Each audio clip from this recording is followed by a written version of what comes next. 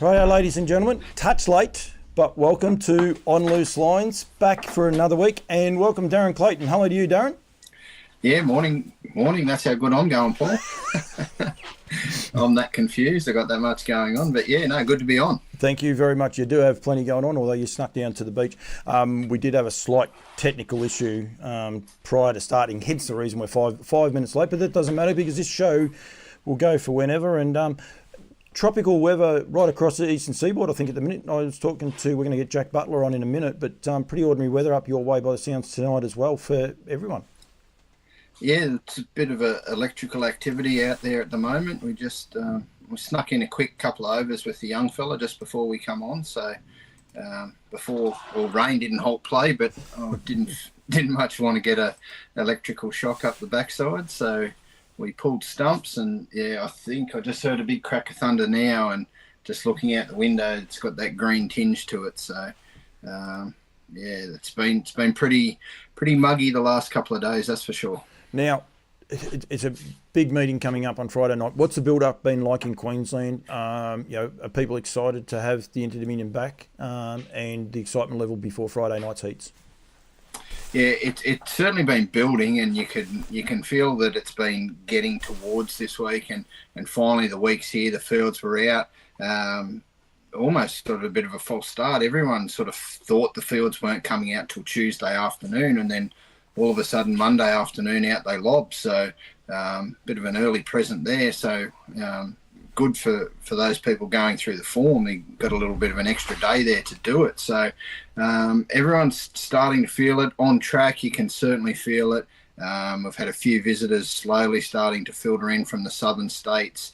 Saturday night, Grant Forrest, he's got the best bourbon in the Trotter series, so he was up here having a bit of a spin. He sent his mare around in the Trotters race just to get accustomed that little bit earlier and give her a look about. So yeah, it's certainly building up, and you can tell on track with all the different bits and pieces going on because of all the sort of infrastructure requirements and different areas that the club is setting up. It's been full steam ahead now. So yeah, it's really starting to build. So one thing we miss about a lot of these races, and I was talking to someone earlier about New Zealand and how it works, the build-up is what we've got to get right for these carnivals, because they're over very quickly. Once they start, and people like yourself, me, people that are involved in it, they're very quickly over. For the participants, it's a huge build-up, but we need to get the build-up right so people are aware these events are on. Yeah, that's right, because once they're here, you're pretty much only preaching to the converted. You're not going to get that attention that you need from the outside eyes, which, sometimes we don't do too well in harness racing in general, right across the board. So hopefully, by all reports, most of the hospitality areas at Albion Park are sold out. There's still a few different ones left, but across the 3 nights, sales have been really good. They've got a number of different areas going on, and all different types of areas. So there's small intimate spaces, there's spaces on the post, there's spaces in the grandstand. There's one right up close to the parade ring, which is a really, really good one. And I'll be interested to see how that comes off when the races actually get going, because that'll be effectively a small corporate hospitality area that sits right on the parade ring. So I think that one will be really, really good to see how that comes off, and for, I guess, other tracks around the place, get an idea of just, you don't have to be right on the winning post or high in the sky. There can be other areas that you can utilise. Recently been in New Zealand, it's quite interesting. Most of the Kiwis that go to the Riccarton Cup, this is not the Addington Cup, but the Riccarton Cup, they get car parks and they do boot parking and things like that, and they're on the fence line. They don't watch the races. The people who want to watch the races are the other side. They're halfway up. So I think that you're right. Sometimes it's about the event more so than actually the viewing and things like that. I think is where we can get a little bit wrong. We've got quite a few people. Jack Butler is on, which is good because we're going to get Jack on a little bit later. Gemma Smallman from Nutrien's on because we'll have Mark Barton on towards the end, and it's probably, it'll be a long show because both Darren and I don't mind a chat and the like. So if you are there, you want to get involved, I've got the ticker going across underneath.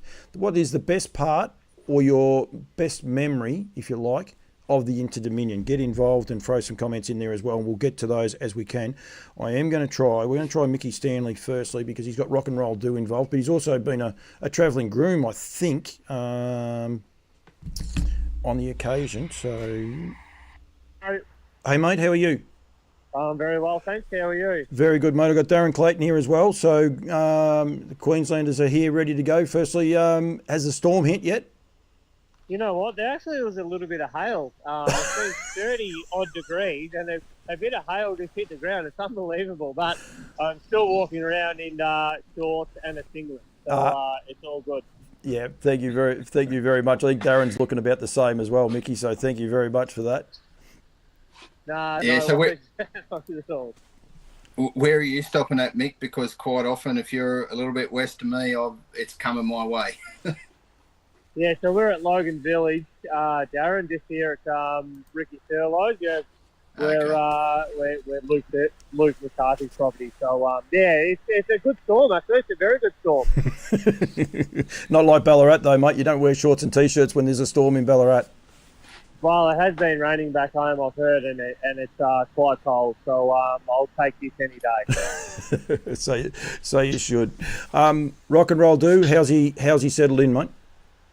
Yeah, very very well. I mean, as everyone knows, we got a flight up here, which was great, and he had Queen a leader with him. So always good to have a bit of company. It's amazing how quickly horses can mate up. They've quickly become best of mates and really helped him settle in. So very happy.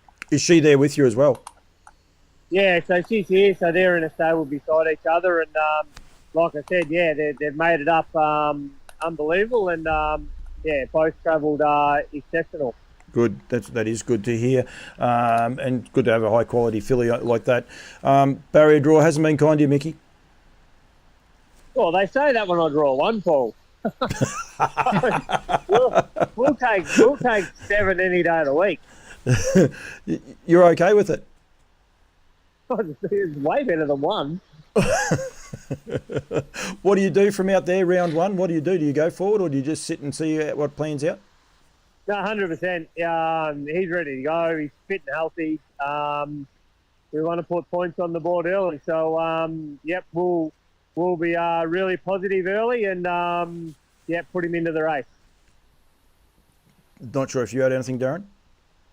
Yeah, I just...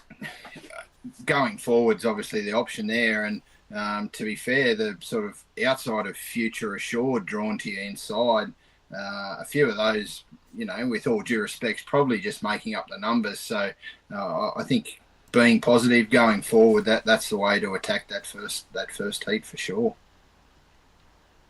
Yeah, I thought the same, Darren. I mean, the Queensland form a lot better than I do. It doesn't look to be the fastest front line either out of the 4 heats. So that really plays in our favour. And, we've already sat outside, some proven Grand Circuit horses over the short trip to win Group 1. So, I'd rather be in front, but if we have to sit outside them, he's forward enough and ready to do that. Sorry, Darren, did you want another question? Or no, it's just looking when I went through the race. That's how it sort of I think it will play out. I thought Future Assured, he's a nice up and comer, but this is his first probably real test. He won the Beagle Johnny Sprint 2 starts ago. That was where Leap to Fame got locked away on the fence, and Future Assured was able to capitalise. He is a really good speedster, so this is probably his best heat to try to cash in. So I'd imagine that Trent Dawson will be trying to do his best, but outside of that, I think Big Hendo can roll forward and do what he likes.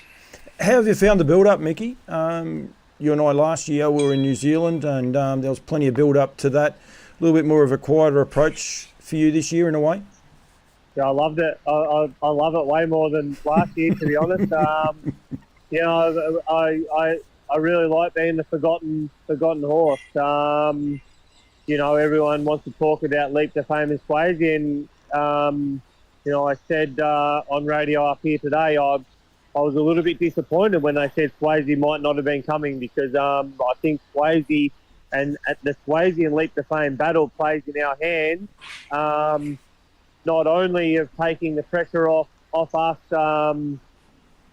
publicly, the publicity wise, but race wise, I think we've proven how fast Rock and Roll Duke can be off a cold trail, but he rarely gets the opportunity to do that. And if we have Leap to Fame and Swayze both in the race, this could be our best opportunity to use our best asset. Yeah, absolutely. And if those two go to war, that's the one thing Hendo does like. He likes a war. He likes being a part of it, but I could imagine him sitting one length off them if they're going to war. It'd be a nice result for you. Yeah, 100%. Very good. Queen I tell you, these hails, I can hear it. That are coming down, they are the size of golf balls. I can hear it. Hopefully Hendo's in a box, is he? Yeah, of course he is, yeah. What about the mare, Queen Elida? Now, she will be in a box. I've got no doubt about that. No, she's really good. She's beside him, and she can be a little bit highly strung, but she's really calm. And as I said, mating up, has really done her the world of good. To have some to travel with. So yeah, they're both really, really, really well and really settled. Well, you got two of the best Victorians up there, that's for sure. So that's it's always promising and encouraging. Mickey, thank you. Really appreciate you joining me very quickly. I know. Did you just go to the toilet? No, it is hammering down here. I'm telling you. Yeah. Is that seriously? Yeah. That was seriously the rain. No, it is hammering down. Yeah. Wow. Oh, yeah. Well. Yeah. Good for you to be up there and enjoying that sort of weather, mate. Thank you very much for joining us. Good luck. We'll be catching up with you. I'll be up there for the final and hopefully see you then. But we'll hopefully talk to you before that after you've won 1, 2 or 3 heats, mate, and everything's going well. Beauty. Thanks, Paulie. Thanks, Darren. Good as gold. Cheers, mate. There we had Mickey Stanley, and that's a fair storm. Brad Steele's actually just put on there as well, and Scotty Purdon, hello to you, but massive storm passing. So the weather's a little bit tropical. What is the forecast for the weekend, Darren, just to throw you under the bus? I know that Friday should be all good. It's going to be very hot and humid, but apparently no rain. But if we get the build-up like we had today, it was really humid this RV, and just looking at the radar, I can see why the activity there where Mick is, Logan Village out that way. Jack Butler's not far from where Ricky Thurlow is, so they're right in the eye of it by the look of the Bureau radar. So Friday should be okay. They're saying nice and hot, but pretty good. We'll get Jack on it a bit. We've actually got Dave McGowan, so we better be careful. Adele's owner in New Zealand, he's sitting there watching it, and he's I don't know if you've ever met Dave. Hopefully he's coming across because he's a lot of fun and he'll really add to the trip. The trotting field, the club and Queensland must be wrapped with the depth of trotter coming across. You would normally say led by Queen Elida. There's a horse called Just Believe up there as well. You must be absolutely tickled pink with the quality of horses that have come up, the trotters. Yeah, definitely, and it's really good for Queensland as well. I know we've talked a fair bit over the last little while of just the growth of the trotter in Queensland. To get this level of interest and depth in the series is really good, and I think this works out well too. They're originally talking about going with 36 as well in the trotters. They left it at 24. I think that was a good move. The numbers had fallen away quite a bit, but even 24 is right. And the fact that they're going with 3 heats with just the 8 runners for the sprint distance, that they'll go out to 12 for each of the next 2. I think that works out really well. So we get 3 really good heats where we get to see Just Believe split out from Queen Elida and Mufasa Metro and Olivici in the other one. So and they're just sort of the top guns, and there's some really good ones just behind them. So Adele, as you mentioned, another of Jack's Funny Face, she's been absolutely super, and really looking forward to this trotting series. I think once we get through to the final, we're going to see a super race. Brad Steele's got on there and he reckons the track record for 55-1 could be in trouble over the 1660. Throw you under the bus. What's the record for the trotters, do you know? It is 55-1. That is. Oh, that's for the trot track record. Sorry. Yes. Sorry. Yes. Yeah. So that's the trot track record. So Greg the Great holds that at 55-1. And I agree with Brad. If the track's right, we had a really good, got a really good drenching on Tuesday while the races were still on, and we got through that meeting. So that should sort of help it out and condition it up for Friday night, you would expect. And provided they get a good couple of days, which they should, tomorrow afternoon into Friday, just to get it cherry ripe, I think the Trotters track record will probably go under. I think you look at the fact Greg the Great, he was a handy trotter when he came here, and he was sort of a bit of a speedster, and he was versatile. They haven't sort of got down around that mark, but a number of horses have actually bettered that mark in trials. Yep. So obviously, that doesn't count as a track record, but I think there's about 3 or 4 horses have bettered that at the trials. So you put in a horse like Queen Elida, Just Believe, who are just different level to what we've seen here. And, we've got some very nice trotters, but I sort of said earlier today that, you go back to Take a Moment winning the 2001 Inter Dominion at Albion Park. This is probably the first time where we've had that level of trotter go around. We've had some nice ones, don't get me wrong, but this is next level. Well, you take the first heat, and you've got Mufasa Metro in that drawing the pole. Now, he took on Just Believe and Queen Elida the other day and was not keen to hand up in any stretch. They went 55-6 around Bendigo, and Bendigo's a great track. It's probably the fastest track we have. But he went 50, but that was over the 2100. I mean, he's drawn the pole. Olivici's a speed horse as well, loves the speed on. You reckon that it might actually break in that first race, and then you've got the other races afterwards to build on. Yeah, 100%, and they'll be a bit later in the night as well. So we've got that as race 2. We've then got the 4 pacing heats before the second of the trotting heats, which will be Queen Elida's race, and she draws well in gate 4 as well, and good little bit of speed inside her as well. So Sugar and Spice is a really good gate speed mare. Majestic Lavros has shown to get out. Hatchback gets out. So, you've got 3 speedy customers to her inside. So, he's not going to overcook it early, but at some stage she'll be rolling forward, and the pace will be on right throughout. So, it goes to there. And then the next race, Just Believe, we've seen what he could do, and that first up run was super. He's at the mile where he's really strong, and he should be leading that, you would expect. He's got good gate speed. I talked about trotters breaking the track record in trials. Majestic Harry was one of those that's done it. That has done that. So his own individual time has beaten the track record, and so he's there. He's probably a bit disappointing last time out, but he's right there. Funny Face, she gets in. She's a really good mare off speed. So awesome. She was awesome. Her last win was just amazing. I thought it was real stand up. Yep, just sat back and just came with that one run, and you'd expect her to be sort of doing a similar sort of thing there from that gate. So interesting. We had a bit of discussion earlier today. That's a bit of a Harry-a-thon, that race. Just Believe stable name's Harry. Yep. You got Majestic Harry. You got Bullion Harry, and Gus, Chantal Turpin's brother, Jake. His nickname's Harry as well. So.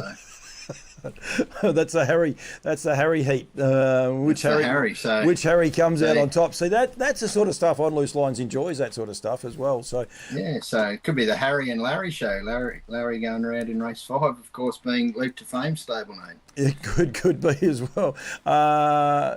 Larry. TAB could set a market. We don't worry about the TAB on this show. On YouTube too, if you're watching us on YouTube, please fire your questions in. Anthony Roberts has asked me, did Natalie Rasmussen drive over the New Zealand Cup Carnival? No, she did not.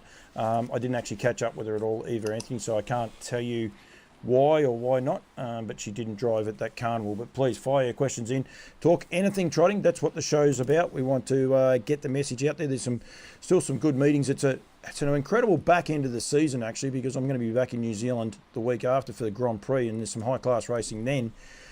But anyone tuning in to this meeting, they should tune into the New Zealand racing on the Friday night as well at Addington. There's some high class, there's Oaks, there's real high class horses going around there. So it's exciting.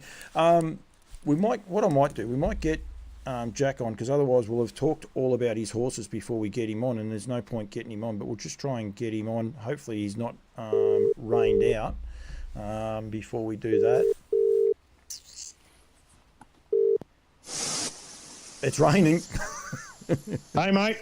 That's the rain. We just had Mick Stanley on, and I actually thought he went to the toilet, and he said no, it was the rain, and obviously it's still pelting down. Yeah, it's not good.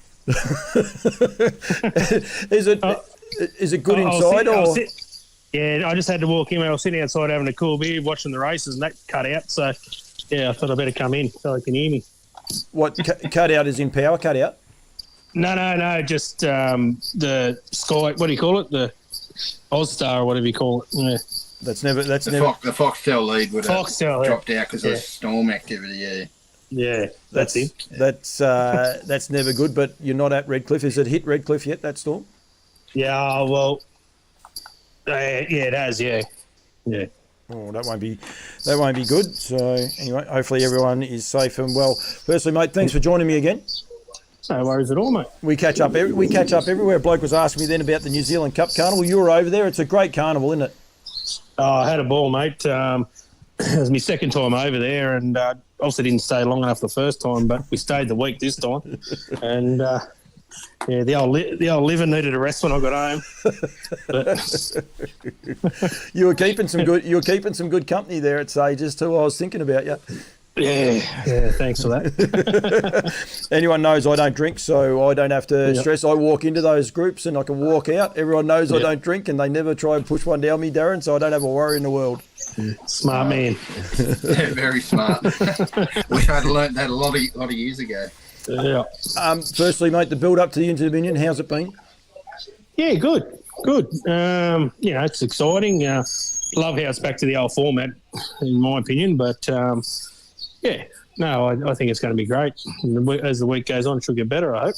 Yeah. Darren alluded there before with the trotters only they've got 3 heats, but only 8 horses to maximise them.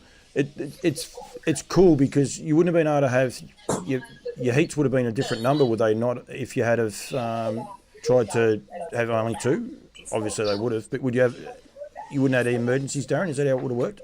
Yeah, I think they would have had to have changed the formation. So by having the 24 and going with the 3 heats, it works out all right. So round 2, it will be a much tougher round 2 because you'll have 12 horses over the 2100, so which is generally your standard formation anyway. So it will be a bit tougher round 2, but gives those horses round 1 the chance to get some good points. Jack, I spoke to you a little while ago, and you were saying about Funny Face, and you're hoping to get him or her into the series. It must be wrapped with how that's turned around. You don't have to worry about getting in the series after the last couple of runs. Yeah, no, mate. She won that golden ticket. As I think I did say to you, I've got a lot of time for her. She's a trotter on the way up, and she just keeps stepping up every time I put her on the track, and she's got really good speed. It's always, you got them 2 freaks from Melbourne, but, I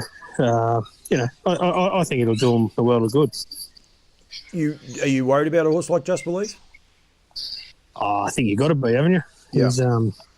He's the benchmark, and, he's a freak, really, what he's done. And, he just goes out, does his job and does it professionally. And, he's a trotter everyone wants, really. Do you find yourself now tuning into those trotters, Jack? The races, like that race at Bendigo, I think it was on a Friday night, it was a race 2. Did you find yourself watching that live, or did you get to watch a replay? I did watch the replay. Dean and Carla always send me a text of some sort or something, say, you better watch this race, and they really keep me interested in the trotters, and the reason why I got trotters. But I do, mate. Now that I've got a few, I definitely do. I try and watch as many as I can, but definitely watch that replay. That was just amazing. It was, and it was another one of those ones that snuck in under the radar a bit, Darren. I think a lot of people didn't realise the quality of horses going round at that. I think it was a Breeders' Crown I don't actually know what the meeting was, but it was a Breeders' Crown prelude nearly meeting.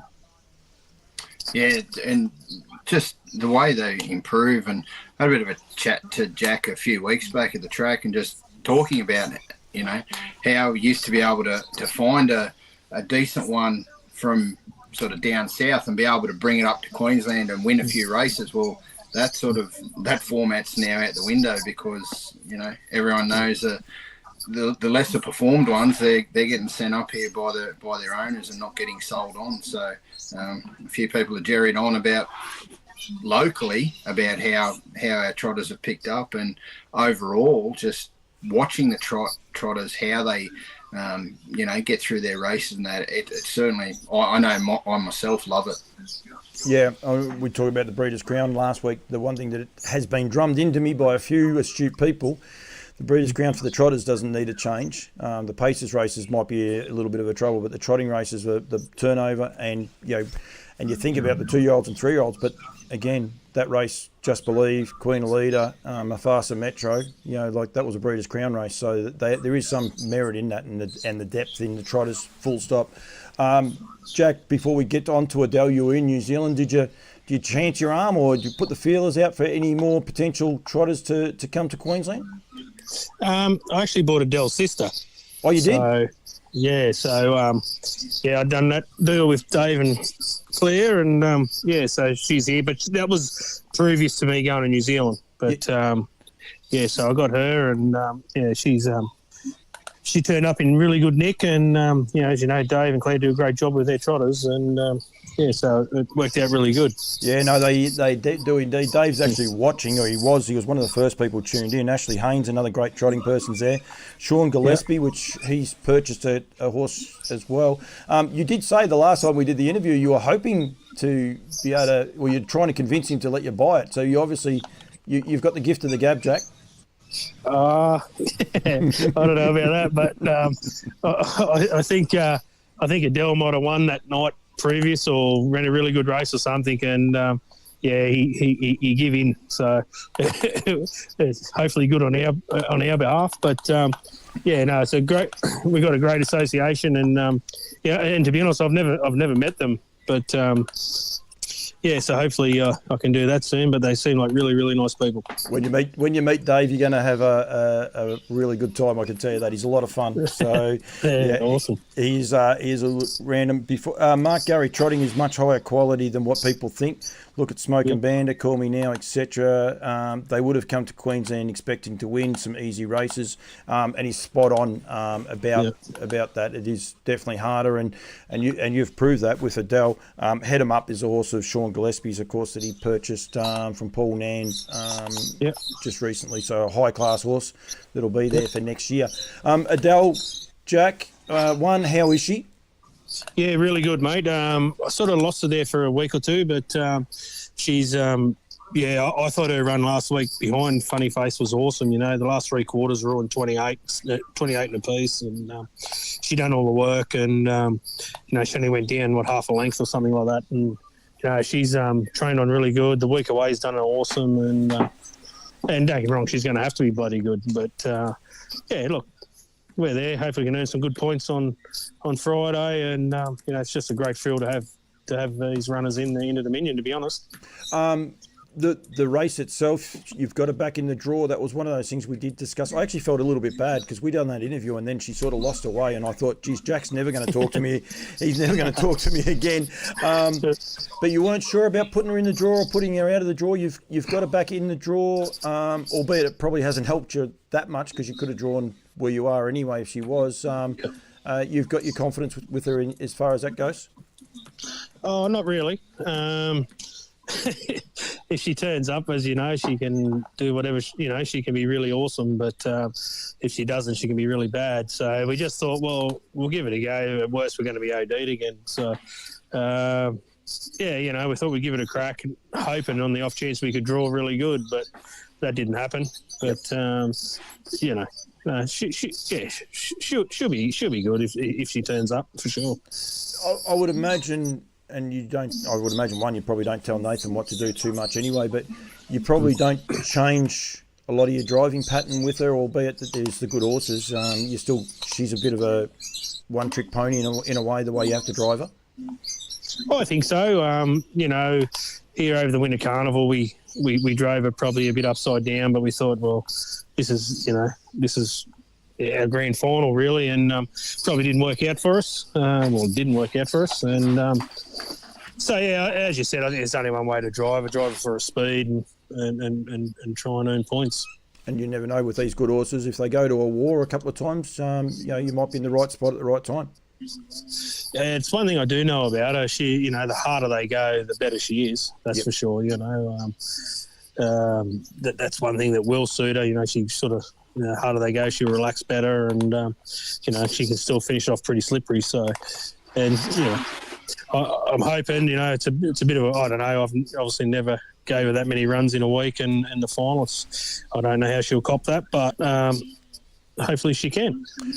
Just on that, you spoke in depth about how you managed to get it going, and it's pretty much through not working. What's your gut feel about the 3 heats in the 1 week? Is that, you think, going to be good for her, or? I personally, I might be eating my words here, but I personally think it'll suit her down to the ground. Yep. But just the way I'll have to work her, or the way, not have to work her, but the way I do work her, and I really do. I really think it'll benefit us.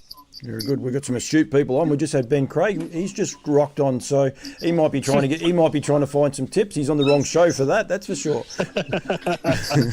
Yeah, I couldn't tip a bag. I'm the worst. Sorry, Darren. You were going to ask Jack something? No. Oh, you look like you look. I'm just listening to what he has to say there, but yeah, I think the advantage probably you've got, Jack, in that looking after the mare through the series is, you can just drop her in for a swim or just light work in the sand. You don't actually have to go anywhere to do it. You've got that facility at home, haven't you?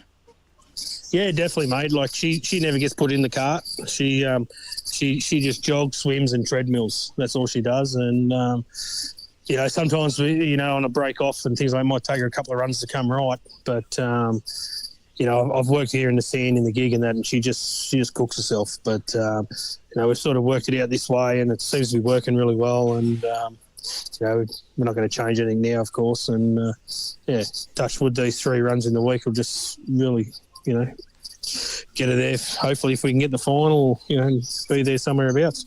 We've got Bronte Newberg as well watching. They're all watching. I think we need to tell them that this is a show where anything random comes out of our mouth, but generally we don't find too many winners. So, but they'll be fine. Hopefully, they're enjoying it. Unless I'm not swearing. That's a bonus. Well, yeah. If I don't edit my videos, sometimes I get myself in all sorts of trouble. So might have done that a couple of times in New Zealand. You can't underestimate the pulling power of people from Bathurst. That's right, mate. Exactly. Yeah, that's exactly. They get them from everywhere. There's no hassles there at all. Righto. Yep. Pacing round. How do we say the name of this first horse? I've got no chance. Targaryen. How long have you had this horse for? A little while? I've had him a couple of years. Yeah, he sort of come to me about in the old scheme about a C2, and he's done a super job. He's a beautiful old horse, and probably out of his depth here, of course, but he can follow speed good, and he's honest, and he's sort of horse that, if the right draws and that, he could earn good points, Yep. So Extra is a first emergency for all the heats. Just out of curiosity, so does he draw?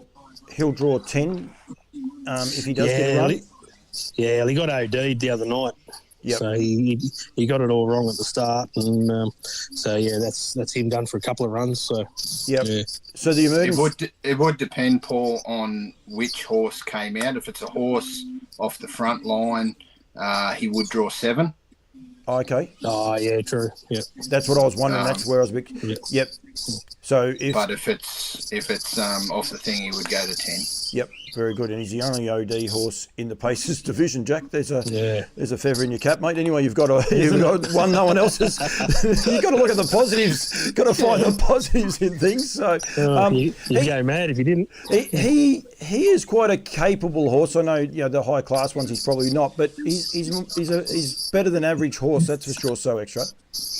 Yeah. No, he's he's done a good job and got through his grades pretty quick and things like that. Yeah, he's a bit of an opportunist with the right trip and things like that. He's always thereabouts for sure. My one memory of him, Darren, I was doing Trots Vision back in the day, and there was no desk or nothing. You just used to be able to go out and talk to whoever you could, and you could never get Chris Lang and So Extra because he would be going 3/4 speed around the parade ring, and if you were out on the track, he'd be doing the same thing. He just loved keeping him moving and keeping him going, but he was a nice horse. Going there, I've got you got nothing in Heat 2. It's Heat 3. Deuce X gets a good draw. Yeah, he's come back in really good style. This fella, I'm really looking forward to him over the carnival. Got really good gate speed, good follower speed. He'd want to be with following the champ, but he's another fella. With the right trip and things like that, he could earn good points all the way through the series and the right draw. I've got a lot of time for that old fella. And then in the last of the heats, where is he? Hot and Treacherous 3. You actually drew very well with the Pacers. They looked after you in that sense. But of course you come up against Swayze, and you saw him firsthand in New Zealand. So going to be a tough ask. Where is this horse at? Because he was a little bit funny last start. He dropped out bad. Yeah, he was probably. You're right. I haven't seen too many sit outside Leap to Fame and even keep up. So he probably done the same, but. They ran super sectionals that night. Probably a little bit below par, but he freshened up really good and he's worked super. I took them all into Albion on Sunday and they worked terrific. Look, he's sharp. He's ready to go. He's going to do something. It'll be on Friday. Yeah. So, obviously Swayze's a freak. You just got to hope and. So we can get a good trail draw somewhere, and he's a really nice horse. But he's just I just need a bit of luck with him. But at least there's nothing wrong, because that's what I was actually worried about, the way he stopped that quickly. Good horses generally don't do that, so it's good to see that he's okay. Yeah, no, mate. He was flat for a day or two and things like that. He just probably wasn't quite ready for that gut buster, and and that's what he got. But he's freshened up really well, and he's worked terrific since. So I'm expecting him to go pretty good. I find this heat really intriguing in the fact of the speed that's outside of Swayze. So we know we haven't really seen him be used hard off the arm. It's just work forward and take control. You got Hot and Treacherous. Mr. McLaren's a fast go forward horse. Turn It Up, so the quickest horse probably in Australia off the gate at this level. So, I think there'll be 3, 4 and 5 all having a good early look of who can get across. Yeah, definitely, Darren. I think that's our best hope. And I find my fella's getting better and better out the gate all the time. I reckon, his last couple of starts, even if we get across Leap to Fame, his last start, and again, the running line, it might have been a different story. Not as far as beating Leap to Fame, but as far as, not dropping out like he did. But, because we pressed the button pretty hard there early. And anyway, I couldn't agree more. Like, as you always say, Darren, Turn It Up, he'll just put his left-hand blinker on and just get across as easy. And, the other thing out of that is, I was sort of going through Swayze's form. If any of the heats he's going to be vulnerable, it's probably this one.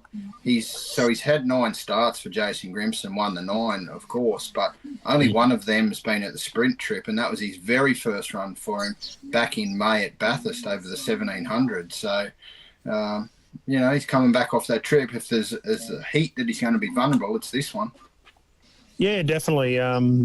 He's as tough as hell. He just keeps trucking, and that's what he does. But it's always hard to cross one side by side. And So, but yeah, it'd be nice to think that if we could just zip across him and then just look for cover, that'd be ideal. But I suppose we just got to wait and see.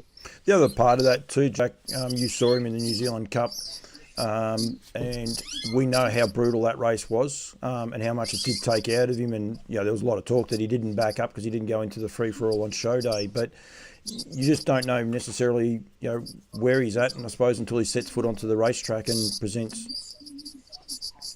Yeah, definitely. I heard Stan talking this morning on the radio. Apparently this year they got flights back to Auckland and that, which would have been a big help for him. And hopefully for them guys that he's come through it really well, and because he's a great horse, and you just But you're right. It's a big trip over there and back. Whether it be a plane or not, it's still. It's still demanding. Like that run on Cup Day, that was a hard run. Yep. It wasn't easy. Yep. And but yeah, it's always tough on them. That's for sure. No, is indeed. Big effort, mate. For anyone that's listening, Jack, how many horses you got in training? We try and keep it around sort of 45 to 50, and And you got that's what we. Got 5 of them guaranteed to run, and maybe 6 in these fields, and and some live chances as well. So it's a big effort. Yeah, no, it's a great achievement. I think on all our behalf, my staff and Tara and myself, and we're looking really forward to it. And whatever happens. We're there, and we'll just we'll enjoy it, enjoy the ride. How many Inter-Dominion runners have you had? No, these are my first ones. I've never had an Inter runner before. Start off with. Have you driven one before, Jack? Yeah, I drove Nicky Dye over in Tassie in the inners, and he only got to about the second round, and then he got really crook. But that was the end of him. But it's a great carnival. It doesn't matter where it's here or anywhere. It's good to catch up with everyone, and really looking forward to it. What's your best memory, Jack? One of the questions I've asked, but what's your best memory of an Inter-Dominion? I'd have to be honest, and like Smooth Satin for sure. I had a lot to do with him as a young fella, and things like that. I actually qualified him in a trial for Steve. He had to go to Harold Park one night or one day or whatever, and I got to qualify him, and the owner come back and said, "Do you realise what this horse just ran?" And I went, "Not really." And it was pretty surreal. That's the only time I got to drive him other than track work. But no. The owner rang Steve straight after that from that little phone box at the bottom of the lagoon. Yeah, definitely.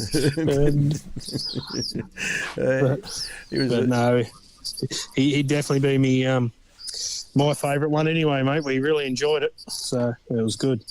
You Bathurst boys do know how to play and have some fun. We've got plenty of Kiwis on too, which is good. Tyler Dew, he's always there. So yeah, Jack, thank you. Are they still racing at Redcliffe, or they called them off? No, I haven't watched any, mate. Okay. I've got a couple in, but no, Redcliffe's in 4 minutes. 6 minutes. All right. Well, have you got a runner in it? I'm not sure. I'll just have a look. That's code for you not telling us. Ask Darren. He knows more than I do. He's looking. Don't worry. He's got talk with the steam and Cheetah Lodge. Yeah. Oh yeah. No, he's not going to give us much. That's all good. All right, Jack. Good luck, guys. Good luck on Friday night and right through the carnival. I look forward to catching you there on finals night, mate. Cheers, boys. Thank you. Thank you, Jack Butler there, Darren. Good bloke, does a great job with his team of horses too, and I think that's a big effort, isn't it, to have 5.5 horses in amongst 50 horses? Am I right? 50 to 60 horses, and he's got 5.5 to 6 of those, so it's a huge effort. Yeah, absolutely, and he does a great job with them all too, and to get them through, and the trotters and both, and it's a really great effort. Just going back to the Smooth Satin piece there, Smooth Satin had 120 odd starts, I think, and Steve drove him on all but one occasion. The only time, I think it was a Victoria Cup, Gavin Lang got called up. Yeah. But yes, Steve drove him every other time. He was pretty special to Steve, and he wasn't going to let anyone else get involved there. But did Steve, was he crook? He wasn't suspended, I don't think. I actually, Yeah, because I I reckon can't Gavin was. remember I think offhand. Gavin was a late call up for that from memory. Yeah. Yeah, there was a. We probably should have asked Jack. He might have known. Interesting one. Didn't know this until Better Be the Best, whatever his name is, the horse that won the Derby last year. Never won. Yep. Steve never won a Derby. He'd never won a Derby. That horse never won a Derby anywhere. It's Yeah, right, okay. Yeah, so he was always good from a 2-year-old onwards, but yeah, that he didn't win a Derby and that Steve hasn't won another or won previously or afterwards. So that's interesting, definitely. But Nathan's got one up on the old man. And he's happy about it, and he tells him all the time. He tells him all the time. They'd be a lot of fun. I was at Nathan's there in a house that Jack knows fondly as well, but he was talking about the McCarthy boys, and they've all lived in that house. Like this one house, like the history of that house, he'd be able to tell. Some of it we probably don't want to know, and other parts of it would be outstanding. So yeah, there's Yeah, well, just even that whole little street there at the lagoon, like when Smooth Satin nearly got what do you call it? I don't know how you describe it. Nabbed, stolen, whatever the story was there. Bernie Hewitt was living in the house right there in the street, and it was Bernie and Kath Hewitt that raised the alarm. So.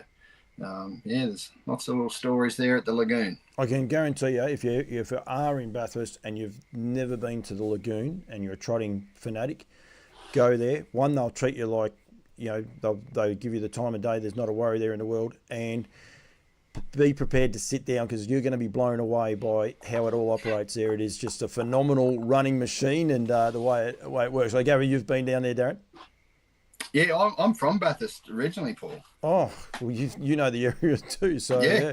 I moved to Queensland in about 2005, so I'm relative newbie to Queensland, so to speak. But yeah, all around Bathurst, and know all those guys. So I knew Jack before he came up to Queensland, and raced a horse with Steve previously and a few other people down that way. So yeah, it is amazing. I remember Michael House said to Canberra and myself, we'll go on a trip, and we didn't really. We thought, why are we going to the lagoon? Oh, we'll go there. And he says, and it was the best piece of advice. And I've been back there 2 or 3 times since, and I love it. And they, as I say, treat you so well when you're there.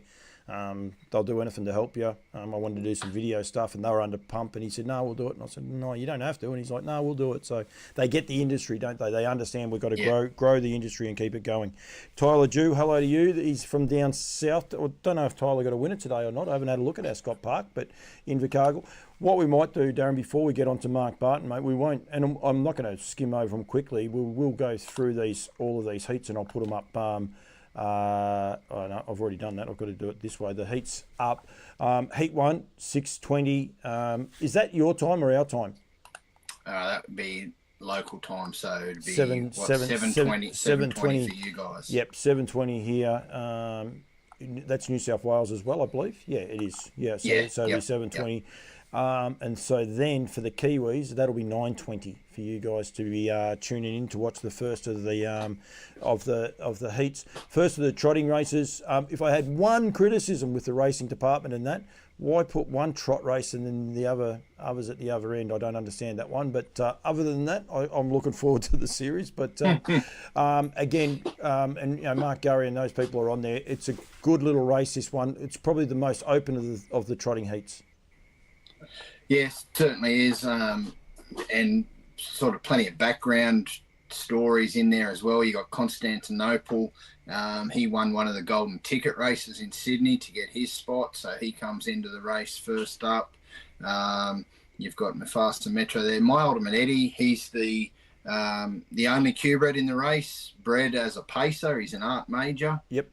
So his trainer, Mark Rees, never trained a trotter before this year, and he's got 2 in the series. So you got that, and you got Olivici with Chris Lang coming back. Apparently Chris Lang had a bit of problems getting up here yesterday. They broke down at about Grafton, so they were nearly here, and luckily Scott Miller, they're staying with Shannon and Scott was able to duck down the highway to Grafton and pick them up. Oh, good on him. Well done for that. That's terrific for him. Blue Streaming Pictures is on. he's a great man. His name just left me as well. Greyhound photographer. We've got them all watching tonight. Mark, Gary, I'll get to your comments in a second. The second of the Inter-Dominion heats, the second of the races for the Inter-Dominion is Heat 1 for the Pacers. And again, possibly the most open of them. Hopefully for Mickey Stanley, he can get across to the front and show people what this horse really can do, because he's a superstar horse. He is a forgotten horse. If you have a look at his record, it's just amazing, and he's a bit of a forgotten horse, really. Yeah, he certainly is, and the fact that he missed the series last year because he went across to New Zealand, so he sort of had a different preparation over the last 12 months to what some of these other ones have had. So, while it does look awkward out there in Gate 7, like I sort of said to Mick before, with outside of Future Assured, those to his inside, that while there might be some speed there, I don't think there's a great deal of strength. You've got Tommy Lincoln coming into the series first up. He trialled getting ready for the Winter Carnival and got an injury. They had to get him back. He qualified. They then had some more issues at the trials that they had to get through. They've sorted that out. So he comes into it fresh up. So that's a big ask. I cast no shadow, defending champion, with no disrespect to any connections there, but he's probably a shadow of himself of what he was last year. So, he's going to be hard. Northview Hustler, really nice horse, but stepping up as well. Future Assured, he's the one. So he's the up-and-comer, 4-year-old. Trent Dawson does an awesome job with a small team, owned by Kevin and Kay Seymour as well. And over the mile, like I sort of alluded to previously, this is his best option. The mile's his bread and butter. That's his go-to. He's run a sub 51 mile at Albion Park. So this is, if he's going to get maximum on any night, this is probably his chance to really step up. Can they break 50 in one of these heats? I don't think they will. They will, to be honest, Paul. I think that's too hard with, there's enough ahead of them that they probably don't want to be pushing it to that hard, because that will be probably just take too much out of them for the rest of the week. So I think we're probably going to be seeing around the sort of the high 50, maybe 51s, 52s. That's my opinion. It all depends on the track and how easy they sort of get around and get into their work. But I don't think they'll be out to break 50 there on Friday. No, absolutely. I was just half reading Mark Gary's too, and I got a similar story to that, about a good story that I heard anyway. Heat 2, race number 4 at 7:20.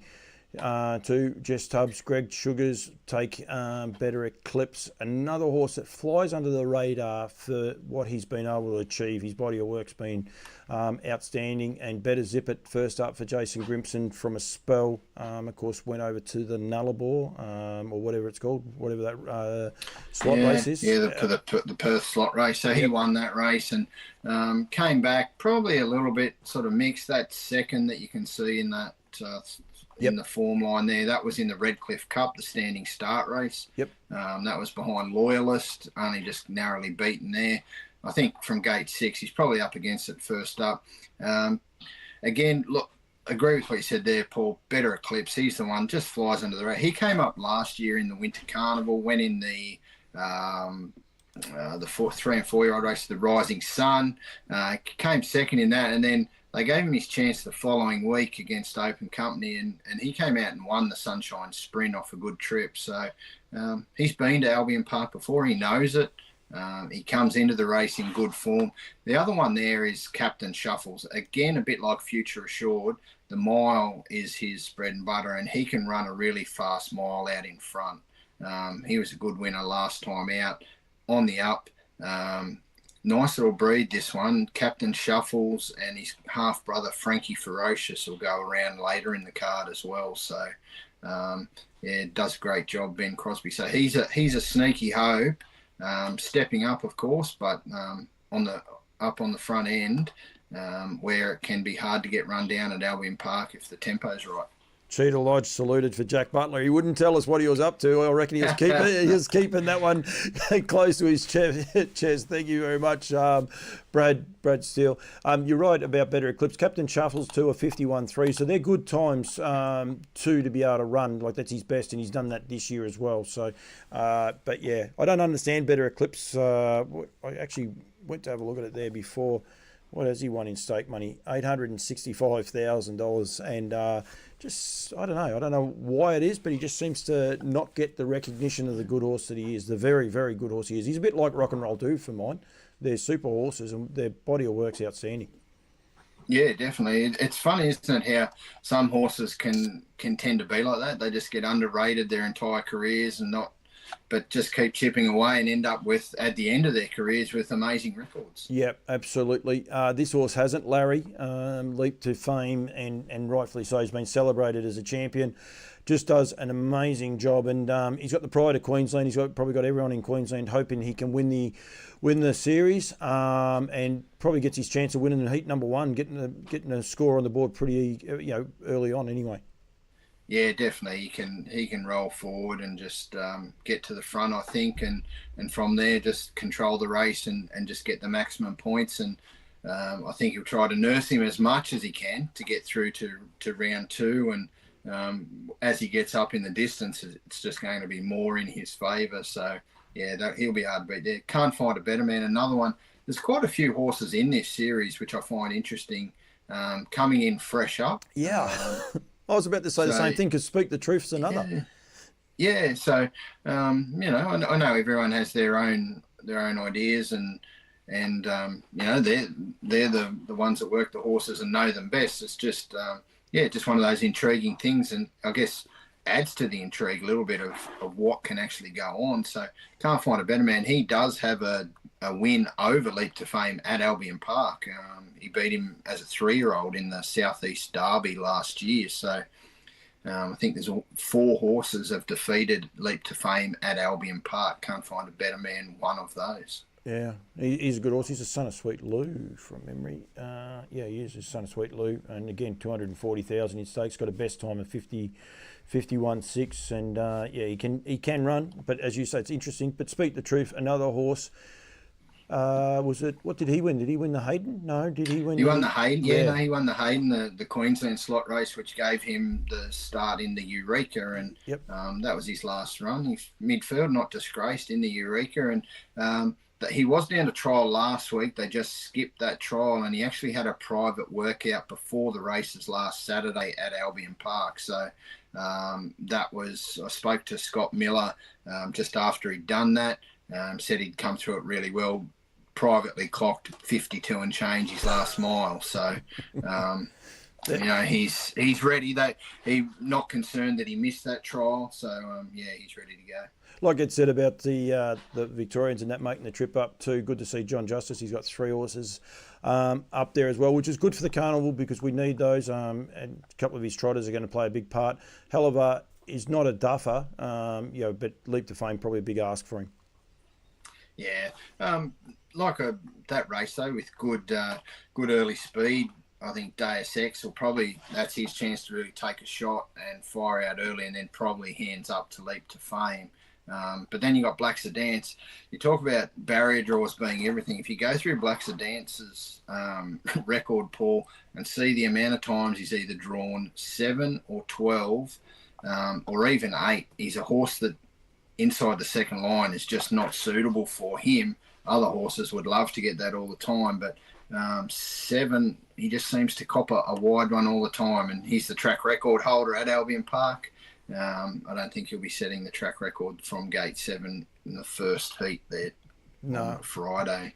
Pete and Chantel got a good sprinkling representation too of horses. They've got another one in this race actually, Mr. McLaren going through, but as I said, the New Zealand Trotting Cup winner. It's one of those odd ones with the name, but the New Zealand Trotting Cup winner in Swayze gets a good draw. If everything's all good and well, he looks the likely winner. But there's that question mark because he didn't back up 3 days later, and he's also been to New Zealand, which was only 2 weeks ago. Yeah, definitely. And like I'd sort of mentioned with Jack just before, if if he is going to be vulnerable, it probably is this heat. Because you think as time goes on, he should just improve into the series if he is feeling the effects of that New Zealand run.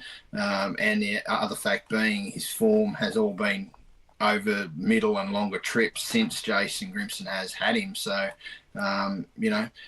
if there's a little chink there, that would be it this week. But if he comes through and wins that one, well then I don't think there's any chinks in the armour. No, and it makes for a good series because there's been 3 or 4 of the good horses all missed each other in this week's heats, but they can't do that on, was it Tuesday or Wednesday night?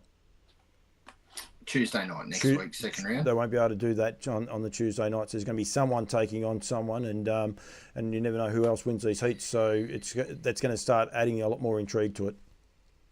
Yeah, it certainly will, and especially then into the last round over the longer trip, so the 2600, the last round. So anyone that needs points will be, they'll be trying to get into that race and get their position. Yeah, no, absolutely. The trotters, we've got Mark Gary on, and Mark and Brad Steele are having a private conversation, which I will bring up in a minute. I'm a trotting lover. I have no bones about that in any way, and I just think this series is just sensational, and it's great for Queensland racing to have not 1 or 2 really good trotters. Like these trotting fields are outstanding. Yeah, they certainly are, and just having the quality there, I think it really strengthens probably the entire carnival really by having the strength in the trotters. I know, you go back to 2009 and there wasn't a trotting series per se, and when that was at the Gold Coast. So, we go back to 2001 and that was a really strong trotting year. That was the Take a Moment one. So to get them back this year, really looking forward to it, and just love seeing a really good fluent square gator in full flight. Yeah, absolutely. Queen Elida steps out in race number 7. She's a superstar mare. She's a champion. She had her colours lowered last week, but far from disgraced by any stretch.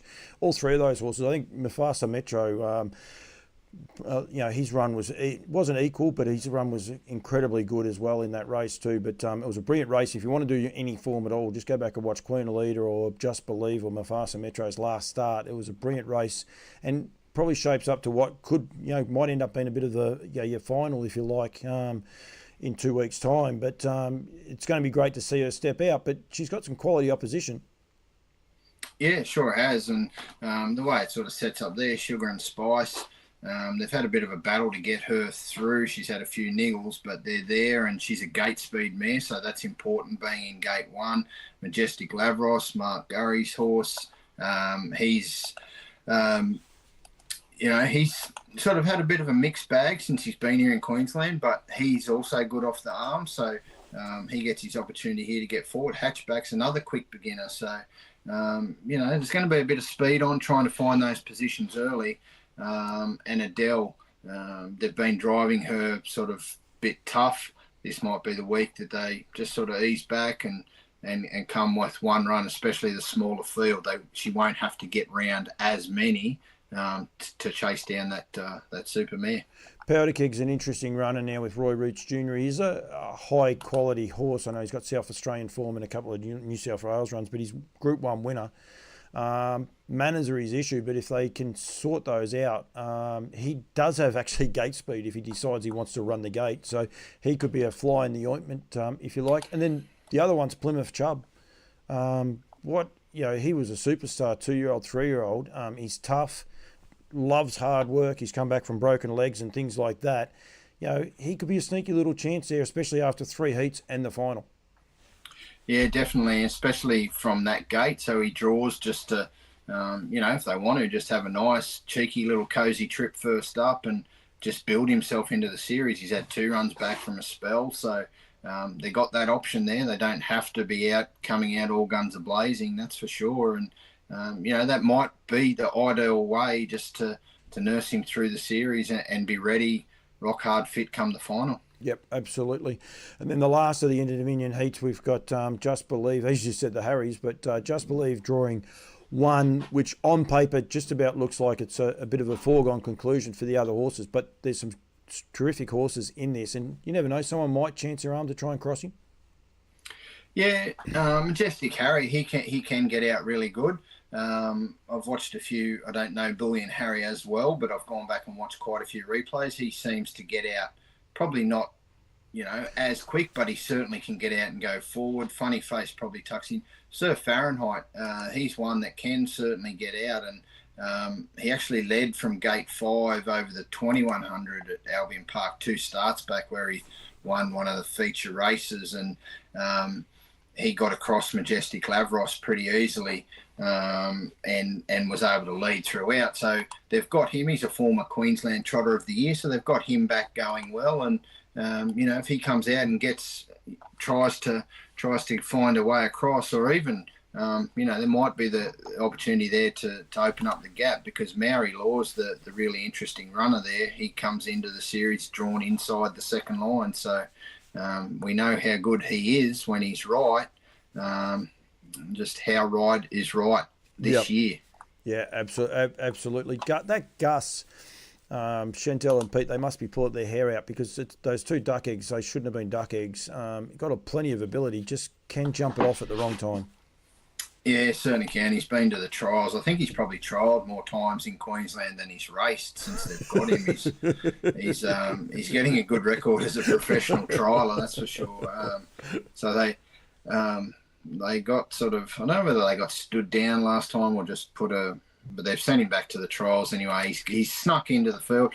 Interestingly, Chantel's going to take the drive this time. Pete's been partnering with Funny Face. He drove her for Jack Butler at her past 2 wins. So Pete's sticking with Funny Face, and Chantel's going to drive Gus. So we'll see how Gus goes. But he is only lightly raced. So the thing that they've got with him is this might be good for him if he can just get through the series without making too many errors. It might actually be the making of him.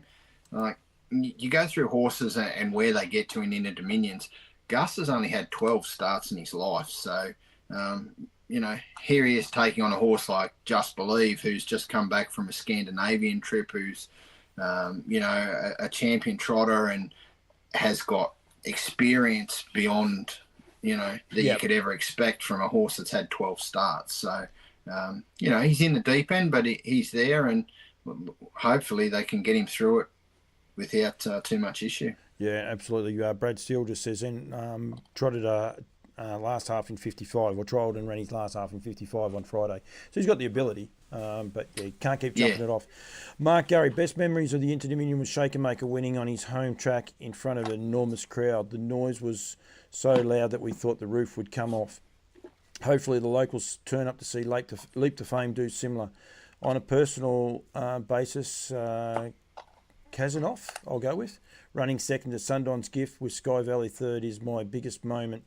Kazanoff trained by Sean Gillespie in Queensland at $141. And that's what I mean. It's not always the wins or that. One of my greatest things was a horse called Imperial Adam, won a consolation with Gavin Lang, but he was just a horse. I was only a kid, and I think it was a year Pro Chevalier won it, but he won the consolation. But it was just, I love this little horse, and to see him do something good. It was one of my highlights, which was a bit left of field, if you like.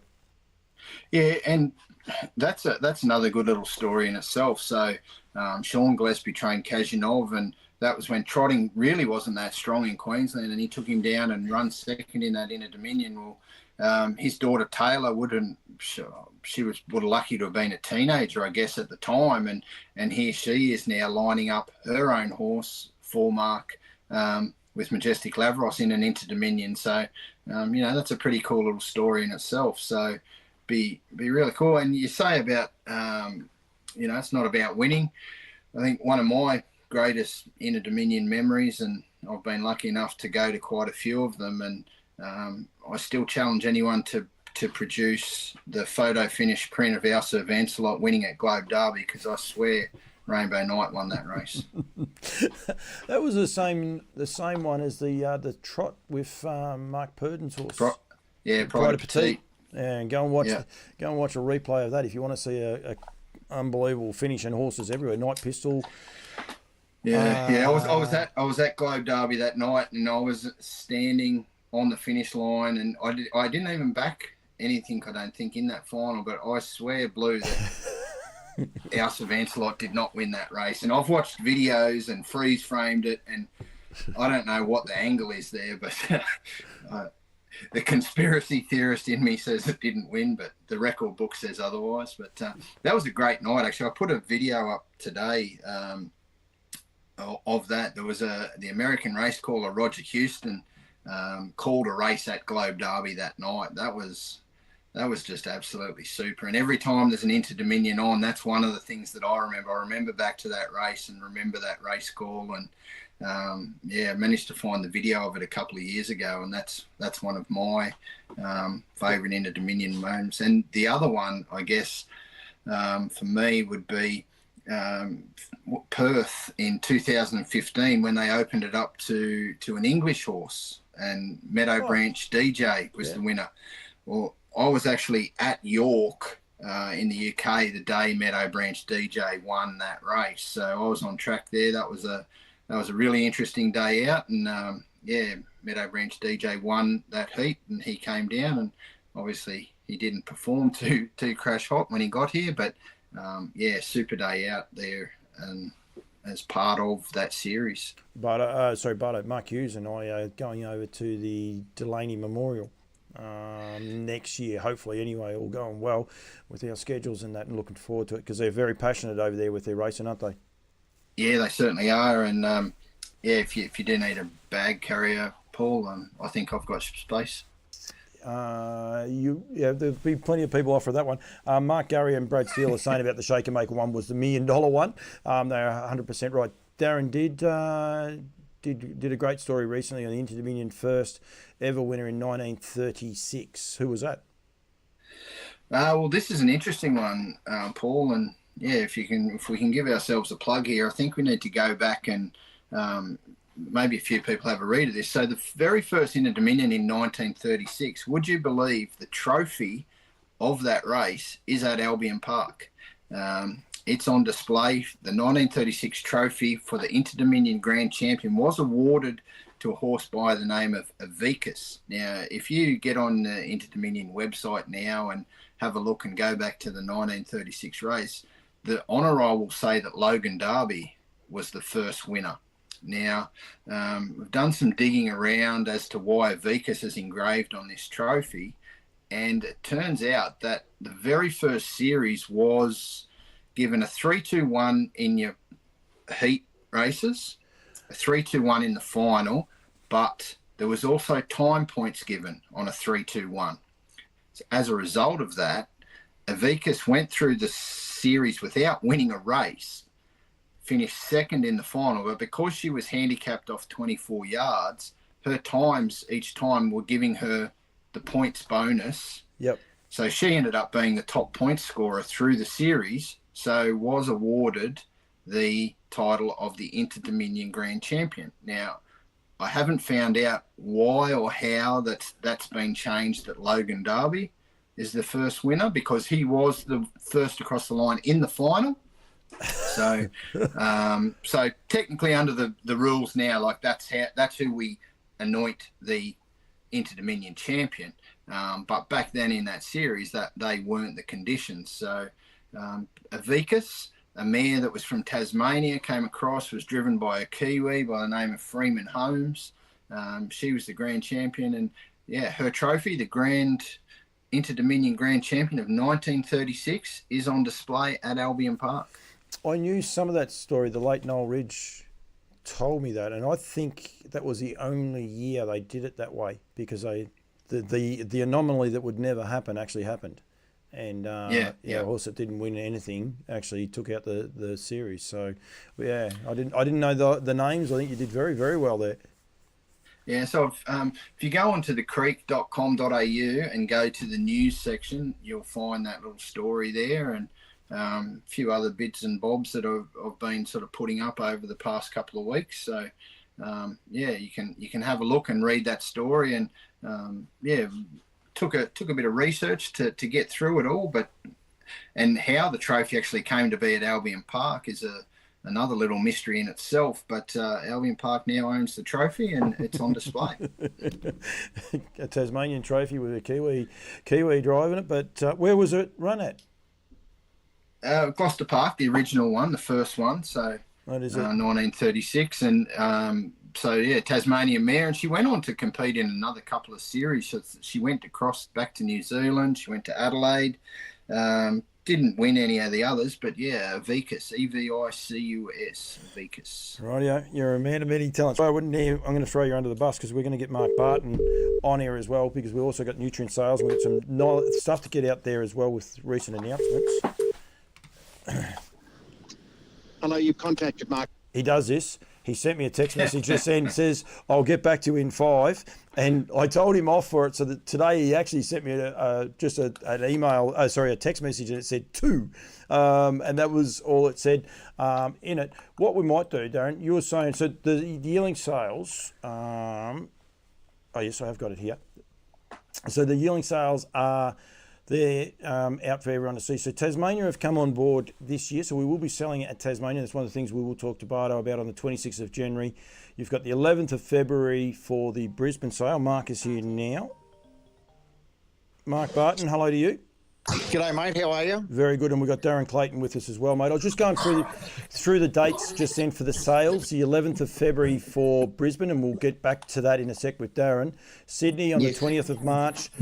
Bathurst is 10th of March. Sorry, I looked at that too and read it wrong. Bathurst is an interesting one. The 24th of March. Now that closes tomorrow. So if you've got a yearling and you're thinking about nominating it for the Bathurst sale, make sure you're aware that it actually closes tomorrow. Nominations for that. So that catalogue hasn't been done. And then Melbourne on the 14th of April. And I'll just get Bardo get a picture up in that. They're the dates, Mark. Yeah, that's correct, mate. Yeah, no, Bathurst, we've got some entries to come in there now, and we've always leave it till later. Yep. You'll get that horse. If sometimes someone says, "Oh, look, the early sales, they prefer to just give it a little bit more time," or even some people I know just with their available space. There's some.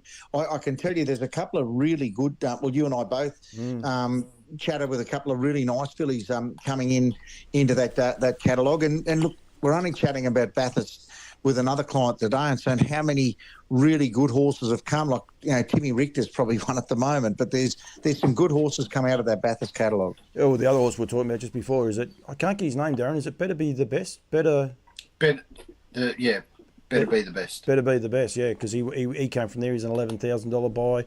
I think even Lochinvar Art started his journey there. A lot of people don't realise that because he was a pinhooker, but I think he was a $4,000 purchase out of that Bathurst sale. So some of the superstars have definitely come out of it. And we are looking forward to that. We'll go just back a little bit, Bardo, for a start. We touched on Tasmania. It has been locked in that January 26th we will be selling there, which is a public holiday and a Friday, but going to be looking forward to that. And that catalogue is now out and online. It is online. I think I said to you the other day it'll be up in the next day or two. And, credit there. Gemma has got that one up there now, so you can actually go in there. People can view that catalogue. We'll have a hard copy, hopefully just getting that back from the printers, but trying to get that done hopefully before Christmas as well, mate. Unfortunately, Bardo, I'm going to upset you. It might be me, but I can't actually open that link up to it. I'm not sure. It could be me because I am logged into a different platform, but for some reason it doesn't want to open up for me. The only question might be too, mate, because I've got admin access, maybe I'm still seeing something that the market hasn't seen until maybe after the weekend. It could be that it's still just being proved. Yep, it is there. But keep an eye on that. So that is up on the Nutrien Equine website. I can actually show that one. Go to the Nutrien Equine site, and there's a Standardbred section. Go down to the bottom, and you've got all of those catalogues there ready to go. So we want to make sure that people are aware of that. It's going to be exciting, Mike. Welcoming Tasmania, into the sales family. Well, look, for us it was great to get the Brisbane catalogue last year, or the Queensland catalogue last year, and then our second one there, and then touch into Bathurst and now Tassie, which gives us a touch point across the eastern seaboard, which is great. Yep, no, absolutely. And this other big announcement just happened.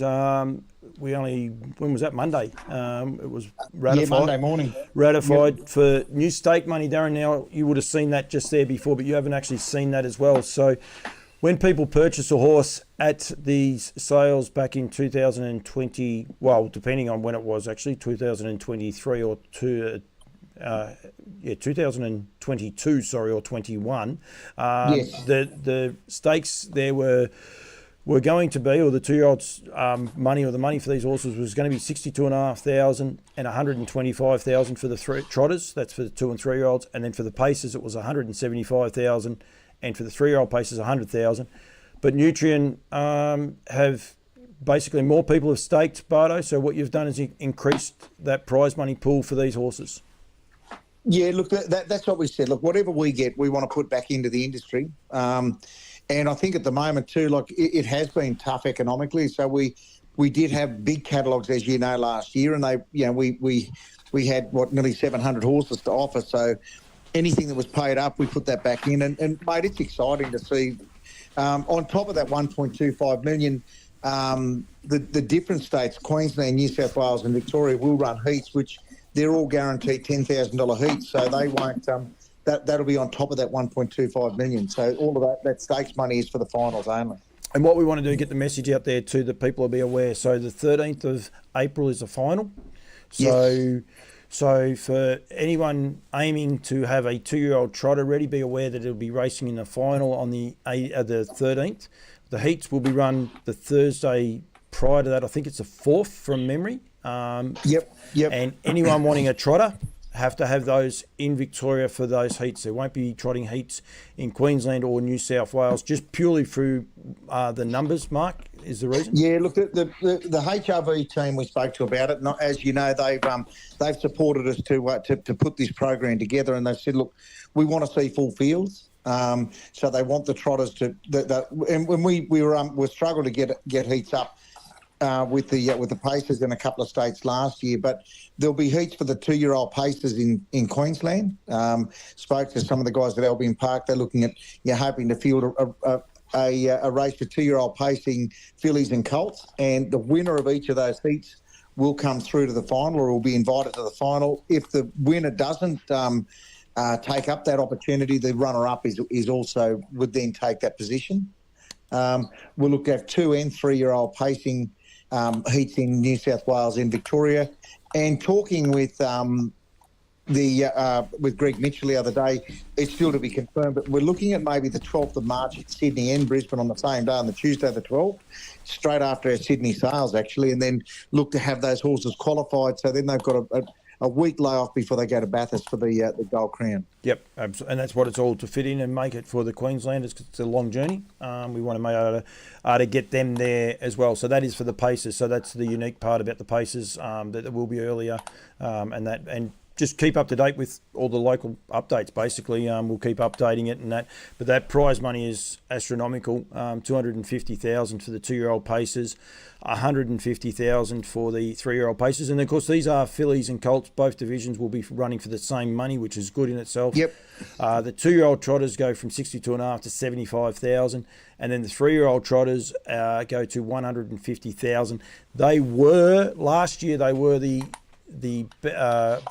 richest individual sexed races for trotters in Australia, so they will now increase that fold as well, so which is exciting. Yeah, it is, and some good horses coming on too, mate. You look at those 3-year-old fields. There's some really class trotters coming through there, and I guess the other thing which is great fun. We talk about where they've come from, but the winners of heats and finals, like it was a very diverse spread of stables and states that got the benefits of just shy of $1 million in August. Yep, absolutely. Darren, you had some updates with the Queensland.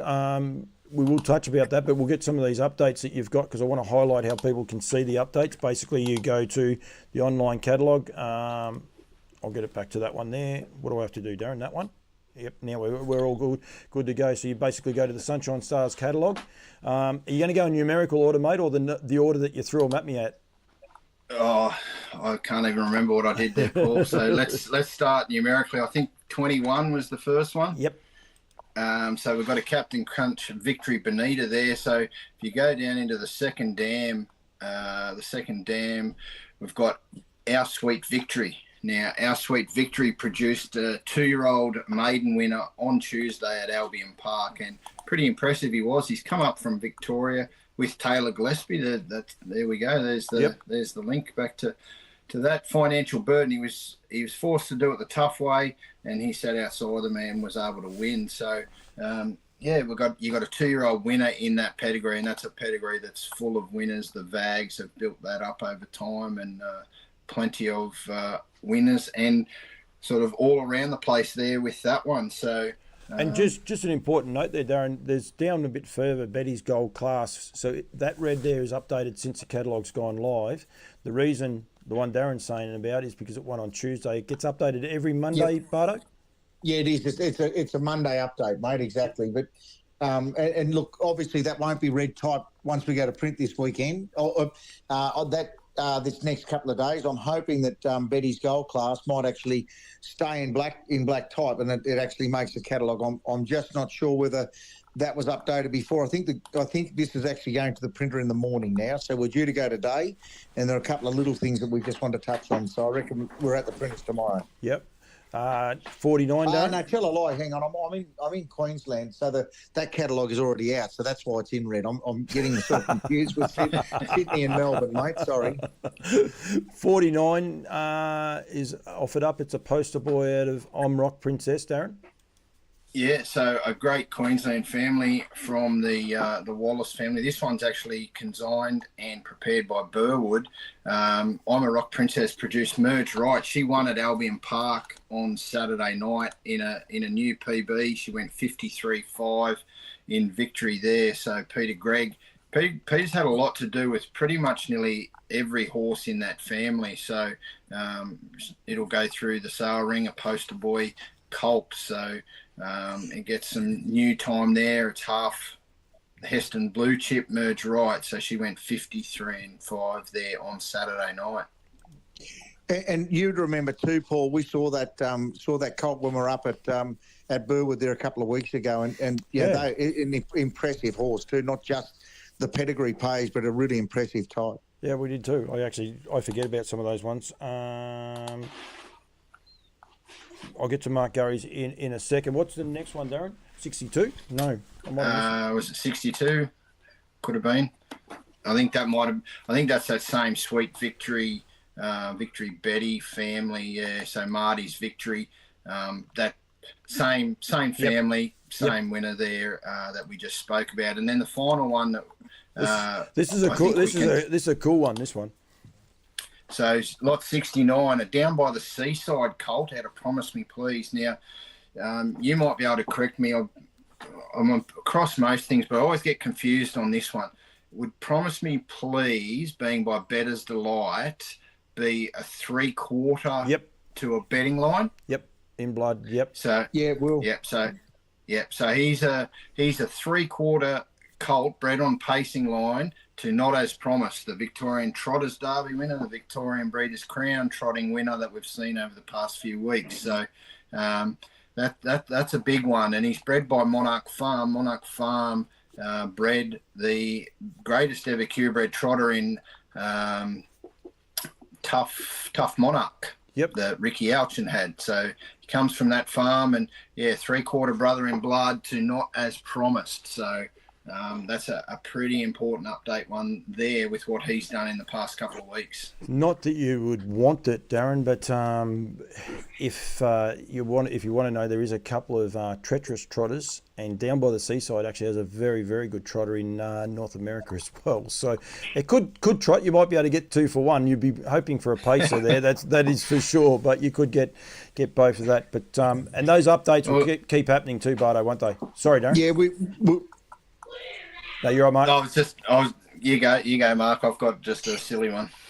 No, I was going to just say, look, we try and get Alan Parker I think he's the best in the business as far as not just the updates every Monday, but just the research into the families and some of the additional stories that he comes up with is, I think it's part of, it's certainly been interesting for me trying to learn more of the history of some of these families, not just Look, what you'll find with particularly some of the trotters, when you look at some of these European genetics that are involved, he'll say, "Oh, look, I won't update that until whatever time because I've got to see there's a horse that's racing at 1 a.m. in somewhere in Europe before he goes to these update." And I know last year he's looking for a horse to win another $1,500 to get $100,000 Australian earner. You know, so that's the effort he goes to make sure it's as precise as it can be. Yep.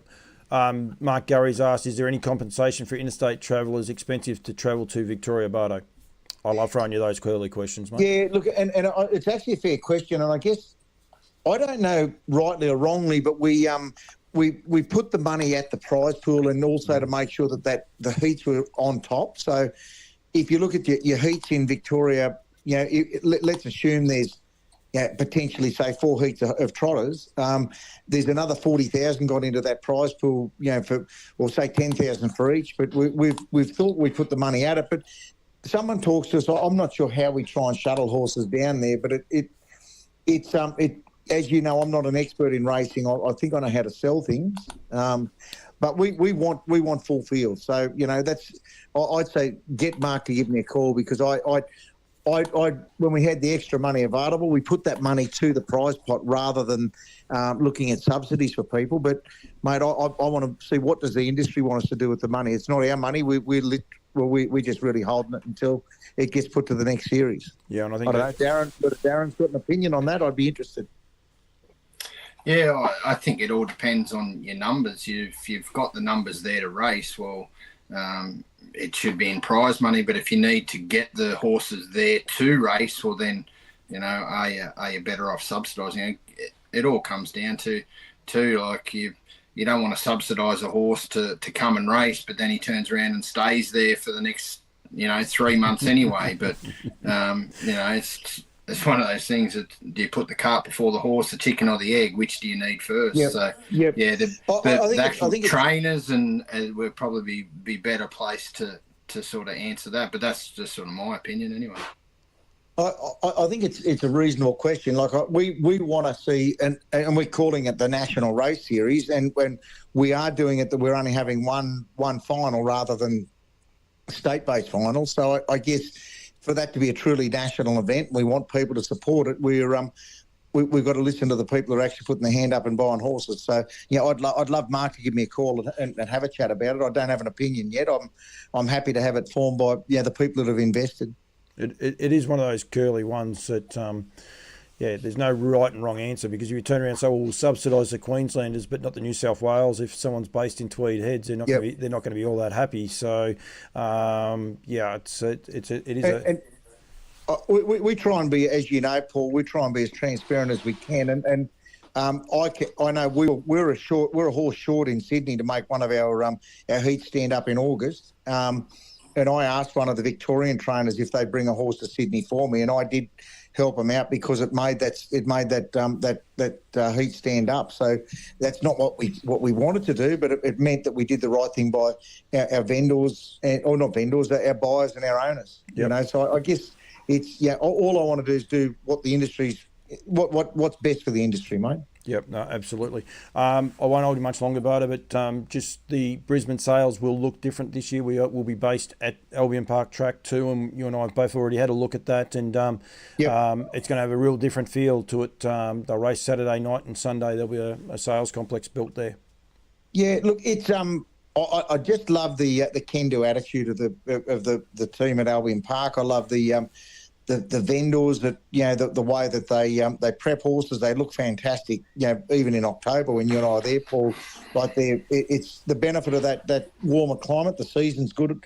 The horses, you can only assume they're going to be up and going early. They look a picture. And look, we're excited about that. I reckon the Saturday night races followed by the 1 day sale and people bring them in. A bit like we did at Bathurst. We've got a couple of ideas to try and just, I guess, change the experience at the track. But I think ultimately We want to see people turn up there and look at your homegrown horses, the purebred bonuses and Queensland markets, or the Queensland racing. It's in good shape at the moment. No, absolutely, mate. I will let you go, but I do have a little quirky one for you. Well, actually, Darren. Well, you've already thrown me under the bus once tonight. Oh no, this one's not throwing you under the bus. This is gonna get more people to the Sydney sales, because I've spoken to Mark Hughes today, and he said to say well done on your planning, because he's a Melbourne man, and since spoken to Duncan McPherson, he's already across it too. So Thursday night before the Sydney sales, there is the Melbourne versus Sydney. Then on the Friday, you'll have the live parade, Bardo. And then on the Saturday, if you don't want to go to the Miracle Mile, there is GWS versus Collingwood. So Hughesy's pretty happy with you, mate. He reckons you've done a fair job planning everything. There's 2 cracking matches in Sydney around that time. I just want to know which one Hughesy's going to support. Is he a Collingwood supporter? No, he's Melbourne. No, he's Melbourne. He's 6 fat with them. Don't worry about that. So he'll be fine as all. Darren, did you have a quirky one? I don't know. I was going to go back to that one you were talking about the down by the seaside. If he could trot or pace, well, maybe we need to ask David Brick. Could he qualify as a trotter, win the Trotters Q-bred at 14,000, then also pick up a pacing Q-bred? You ask Bricky that one. He won't want to know the answer. There is a horse, Bardo might not be aware of this either. There is a horse in New Zealand. New Zealand guys will be asleep. What is his name? He goes like race to race, doesn't he? Paces one day, he's trotting the next. Paul Nairn, yeah, he won on Addington Cup Day when I was over there, and I can't think of his name, but yeah, he raced at Kaikoura, Bardo, on the Sunday as a pacer and on the Monday as a trotter in the free for all trot on the Monday. He and basically he reckons he can't get him fit. He's this big horse, so he makes him pace, makes it hard on him, so he paces him. So yeah, something very different. We can't do that in Australia though, unfortunately. Mate, I was going to ask the question: Is there a rule against it in the Australian? You have to qualify, and you have to be 3 months of a different gate.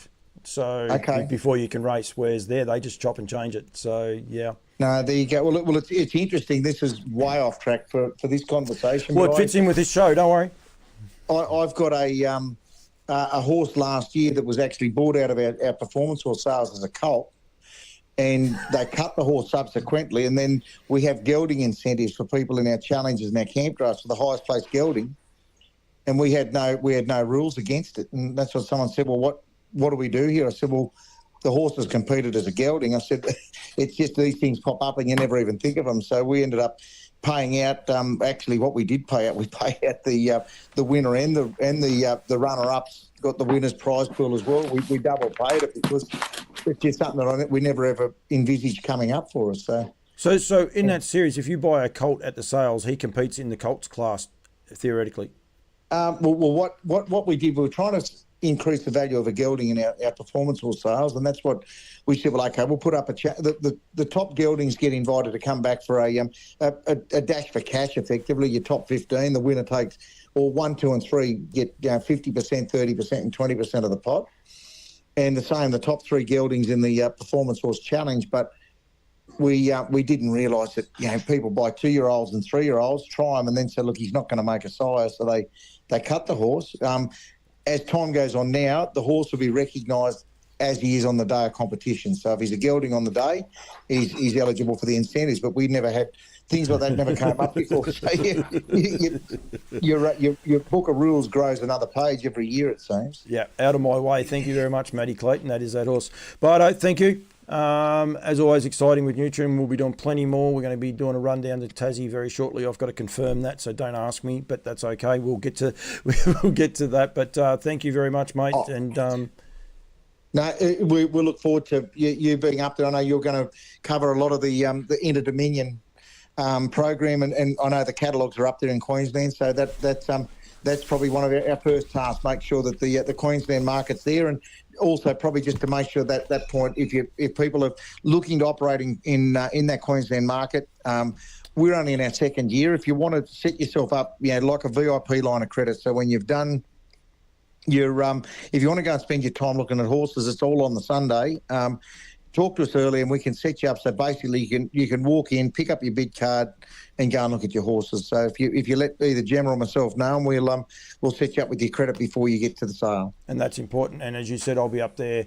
Anyone's got any questions, I'll be up there for, I think I get there Wednesday night, basically through to the Saturday. So, and the idea is to get the message out there, get people signed up and be aware that the sales is coming. And as I showed there before, the catalogues are there. Most of those have gone to Queensland. So if you want a catalogue in Victoria, Tasmania, South Australia or New South Wales, get in touch with Gemma or Bardo and they will hook you up with a catalogue, get one sent through to you. No, absolutely, mate. Or absolutely. It's online. Go to nutrienequine.com.au and it's online. I've got too many things going on, Bardo. It won't come up your website. Oh, no, it doesn't matter. And I'm going to say, look, what we look at after the Brisbane sale is the first Sunshine Stars racing. So that's going to be that's exciting too. So I know there's quite a few of the New South Wales people that did buy a horse out of the Queensland market with that in mind, that they can go to the Nutrien National Series. They've got the Sunshine Stars racing, but they've also got their state-based incentives as well. No, thank you very much, mate. All the best, mate. Thank you for your time. Good as gold. Mark Barton there joining me, and it's great what they're doing, Darren. They're really taking the bull by the horns, and also open enough to answer a question, and it's fixed. Well done. Yeah, look, and especially there, like with the way he says too, he doesn't know the answer, but he'll happily ask around before, not forming an opinion. I'll ask around and see what the answers are from those that want it. And I'll tell you what else too, have a look at that. That is the Tassie sale. So I thought I looked at it earlier. There must have just been a slight glitch, but I just got we got a message on the messenger, all fixed. So if you want to have a look at the sales, there's 23 lots there. They are available now on that website. So that's the other part about them. They don't sleep. So if that was Gemma, well done to you, or Christy, or whoever else was working behind the scenes, well done to you guys. It is a cool sale. There's plenty of a lot of interest there with a lot of different breeds. So it's going to be very, very intriguing, mate. That's for sure. Yeah, definitely. And they're all the sales everywhere, and they're all starting to pick up. So it's getting into that time of year too. Yeah, I didn't even mention the guys in New Zealand. Mate, I'm going to let you go. Really appreciate it. I said it'll go for a while. We were going to get Nick Hooper on. I'll let Nick go. He was going out for tea, so I reckon by now he'll be having tea. He was coaching ladies football, and then he had to do a run, and he was going out for tea. So we will catch up with him. Enjoy the next couple of weeks, mate. You're gonna be in your element. You're gonna be having a ball. So I think well done good luck to yourself, but also the club, the Queensland racing, everyone involved in it. Good luck to the whole lot, because we want harness racing on the front foot. We want it showcased in its best light. Yeah, that's exactly right, Paul. And yeah, can't wait for the next few weeks. We've got plenty on, that's for sure. And we'll get through it and top it all off. First round heat Friday, Saturday night my daughter gets married. So it's Is that why the heats are on Friday night? So you could go to your daughter's wedding? Well, I didn't want to let everyone know, but I do have some pull up here. Don't worry. I'll see if you've got a job tomorrow. That'll be a no, probably. Darren, thank you. On Loose Lines. What am I doing? I'm not sure if On Loose Lines is going to be. I think it might be Tuesday night next week. When are the heats on? Tuesday night as well, are they? Tuesday night, yeah. Rightio. And we didn't even talk. Actually, we better discuss that before we do go, because we didn't talk about the Protostar as well, the $500,000 after the Nutrien race. That was your job. You're meant to remind me of that one, mate. You forgot that. Yeah, well, you can sack me now, Paul. That's okay. You bring your own wage, so you can keep coming. It's all good. 2-year-old slot race. So slot races have proved popular. There's a 2-year-old slot race at the Creek next year. Racing Queensland have just put out the information. So if you go to their website, I'm trying. Look it up. My internet's gone very slow. It won't move. So to purchase the slot, or the tender process for the slot, that's now been released. That information is up. So if you're in the market for a slot for the Protostar $500,000 2-year-old race, you can jump on there and go through the process. But yeah, effectively there'll be sort of some lead up races to that as well, but my understanding is no restrictions on where the horse comes from. I know our slot race up here, the Hayden, obviously had to be a Q-bred horse, but this isn't. This is open slather, and you, as the slot holder, as per the normal sort of slot races. But all that information is on the Racing Queensland website. The race will be on the 27th of the 7th, 2024. Brad Steele, I tell you, he's my number one viewer for a reason. He sat through us the whole time, Darren. That's a fair effort for the big fella. I shouldn't say that. He'll kneecap me next time I see him. Actually. It's when you love something, it's not hard work. No, it's not, and I didn't realise we're gone for nearly 2 hours. So, mate, I really appreciate your time, and as I said, look forward to it. There's plenty happening up in Queensland. I'll get a few more of those stories. I have been invited to the Calcutta. I think that's on a Wednesday night. Did I see, or Thursday night?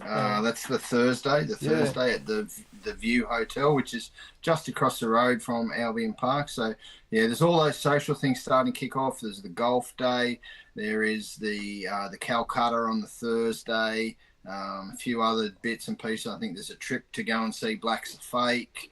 And then there is the barrier draw on the Tuesday, which will be held at Tangalooma on Moreton Island. So that'll be a big day out. So if you're going to go to that, that'll be the full day. Get on the ferry, go over to Tangalooma. The barrier draw for the Inter-Dominion final will be conducted over there, and then get the boat back later in the afternoon. So that's one that will be pretty keenly looked at by plenty of people who are going for a day out. No, absolutely all right, mate. Well done. I'll tune in next week. I'll be live with my show on the Tuesday. We'll be watching some of the Inter-Dominion heats. I'll keep people updated as they go across. So hopefully they go off well.